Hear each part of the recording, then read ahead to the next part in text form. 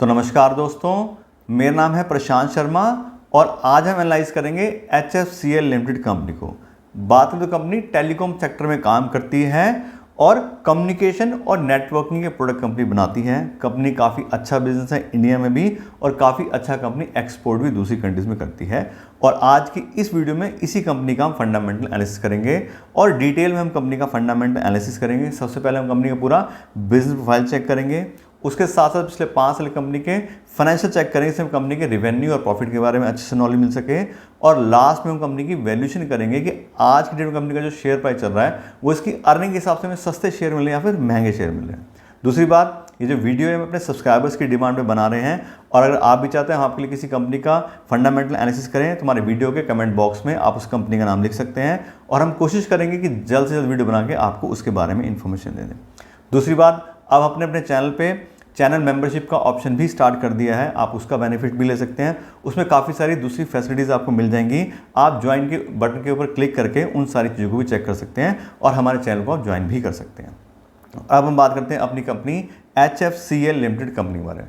बात करें तो कंपनी जो है कम्युनिकेशन एंड नेटवर्किंग के प्रोडक्ट डेवलप करती है और काफ़ी सारे अलग अलग सेक्टर्स को अपनी सर्विसेज अपने प्रोडक्ट बेचती है। उसमें मेनली है टेलीकॉम, डिफेंस और रेलवे सेक्टर की कंपनी काम करती है अक्रॉस द ग्लोब, मतलब इंडिया में भी और बाकी दूसरी कंट्री में। बात करें तो इंडिया में नंबर 1 सप्लायर है ऑप्टिकल फाइबर केबल्स के लिए, तो काफ़ी अच्छा कंपनी का मार्केट शेयर है। साथ साथ बात करें तो इंडिया के अलावा 45 दूसरी कंट्रीज़ में भी कंपनी की प्रेजेंस है।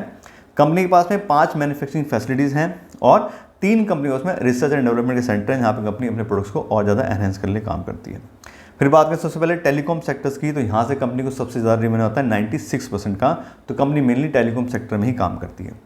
यहाँ बात करें तो कंपनी मार्केट लीडर है ऑप्टिकल फाइबर केबल्स की सप्लायर्स के लिए। उसके अलावा one of the largest manufacturing company wifi access points के लिए और अनलाइसेंस बैंड रेडियोज में भी कंपनी एक लीडिंग सप्लायर है। तो काफ़ी अच्छा कंपनी का टेलीकॉम सेक्टर में बिजनेस है।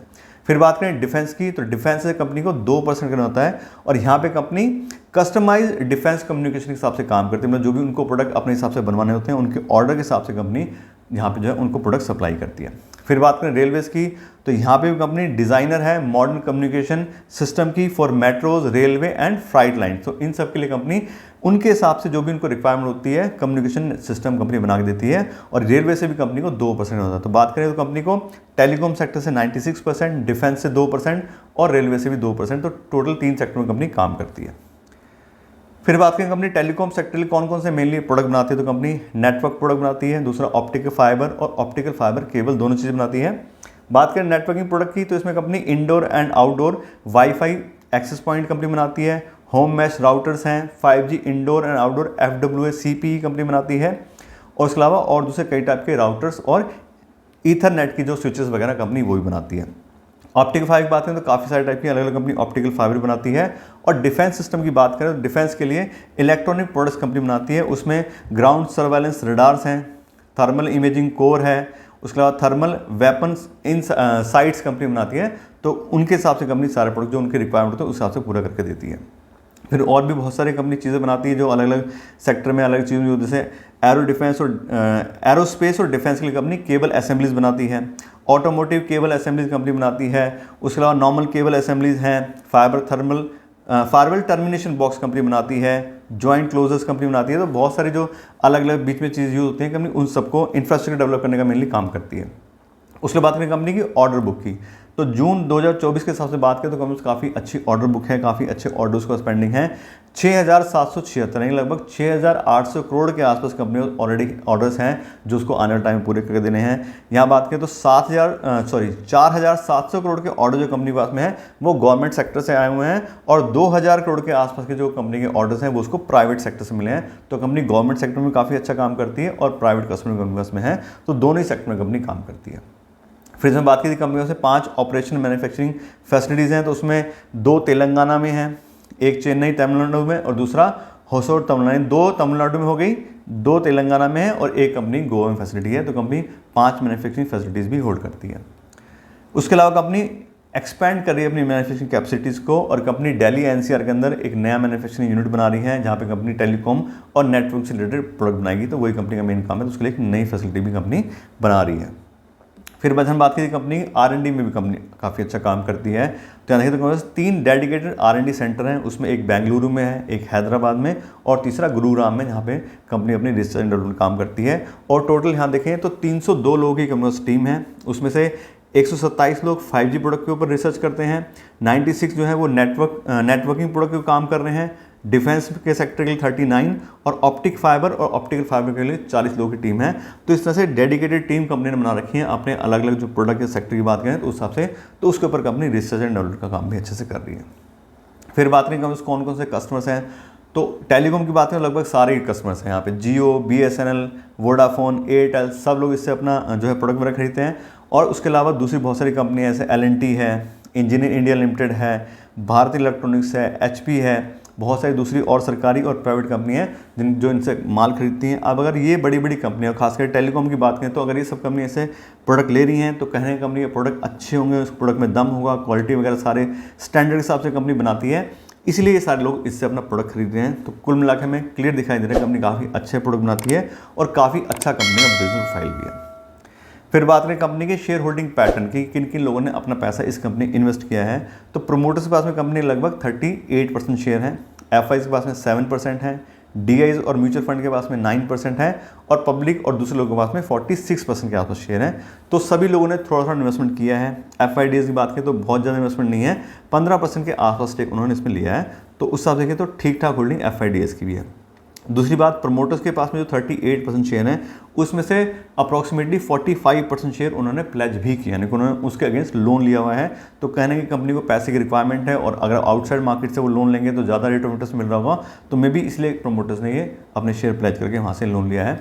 तो इसमें बात की थी कंपनी अच्छी है, नंबर 1 सप्लायर है ऑप्टिकल फाइबर के इंडिया में, दूसरी कंट्री में काम है, तो कंपनी ठीक ठाक बिजनेस होल्ड करती है। और प्रोमोटर्स वगैरह की जो बात थी नेगेटिव आपको वो बता दी, बाकी थोड़ा बहुत FIDs भी इसमें स्टेक होल्ड करते हैं। और अब हम बात करते हैं कंपनी के फाइनेंशियल के बारे में कि पिछले 5 साल में कंपनी के रेवेन्यू और प्रॉफिट में कैसी ग्रोथ हुई है, उसके बारे में अच्छे से पता लग सके।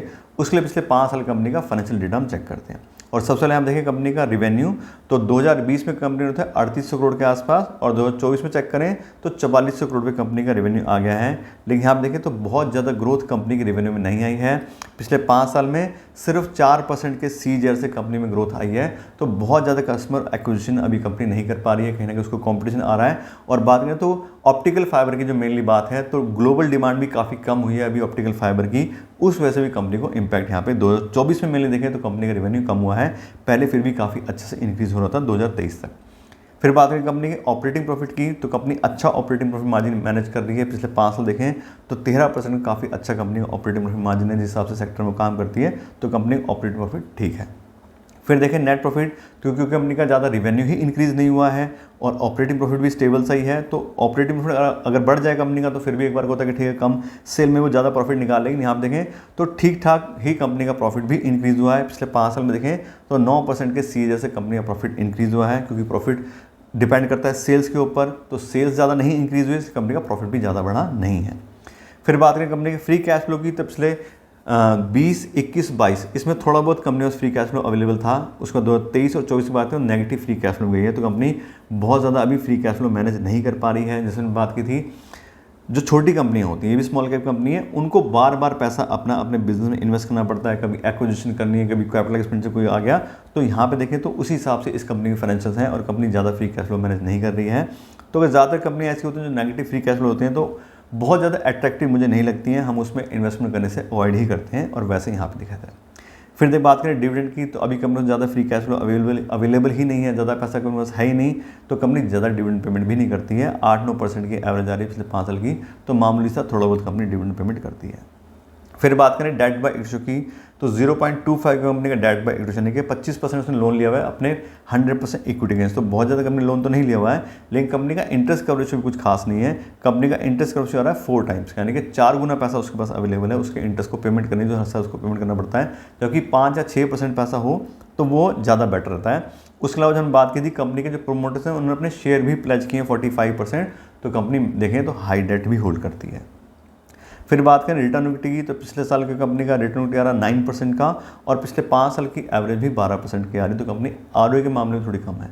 15% कम से कम रिटर्न इक्विटी कंपनी का होना चाहिए, तब हम उसको अच्छी कंपनी मानते हैं। तो यहाँ देखें तो पिछले साल की भी कम है आरओई और पिछले 5 साल का एवरेज भी कम आ रहा है। तो कुल मिला देखें तो कंपनी ठीक ठाक फाइनेंशियल होल्ड करती है। खास करके 2024 में जो कंपनी की सेल्स गिरी है उस पर सारे ही पैरामीटर कंपनी के जो कम हो गए हैं। अब इसको कंपनी कैसे अच्छे से इंक्रीज़ कर पाती है, आगे आने वाले टाइम में कंपनी कैसा बिजनेस करती है, वो अलग बात है। लेकिन अभी बात करें तो बहुत ज़्यादा अट्रैक्टिव कंपनी की फाइनेंशियल नहीं लग रहे हैं, बहुत ज़्यादा स्ट्रॉन्ग हमें यहाँ पर कंपनी फाइनेंशियल नहीं दिखाई दे। और अब हम बात करते हैं कंपनी के वैल्यूएशन के बारे में, कंपनी की शेयर प्राइस के बारे में। तो आप बता दूं, इस तरह की कंपनीज की वैल्यूएशन करने के लिए मैं यूज़ करता हूं डिस्काउंटेड कैश फ्लो एनालिसिस। उसके अंदर कंपनी को फ्री कैश फ्लो को वैल्यू करते हैं, कंपनी कितना फ्री कैश फ्लो जनरेट कर पा रही है, उसके हिसाब से इसकी कितनी वैल्यू बनती है। लेकिन जैसा अभी हमने कंपनी के फाइनेंशियल चेक किए तो company free cash flow manage नहीं कर पा रही है। 2022 में कंपनी पास था 22 करोड़ का free cash flow, positive free cash flow था। 2023 में नेगेटिव गया 105 करोड़, 2024 में नेगेटिव गया 456 करोड़। तो टोटली अगर करें तो पिछले 3 साल में कंपनी नेगेटिव 539 करोड़ में गई है। तो कंपनी पिछले 3 साल से तो नेगेटिव फ्री कैश फ्लो, पिछले 5 साल का एवरेज भी निकालूंगा तो नेगेटिव ही आएगी। तो कंपनी फ्री कैश फ्लो अभी नहीं होल्ड कर पा रही। तो उस हिसाब से देखें तो वैल्यूएशन हिसाब से एक ओवर वैल्यूड कंपनी क्लियर दिखाई दे रहा है। तो उस हिसाब से इसकी वैल्यूएशन हो ही नहीं सकती क्योंकि फ्री कैश फ्लो कंपनी पास है ही नहीं।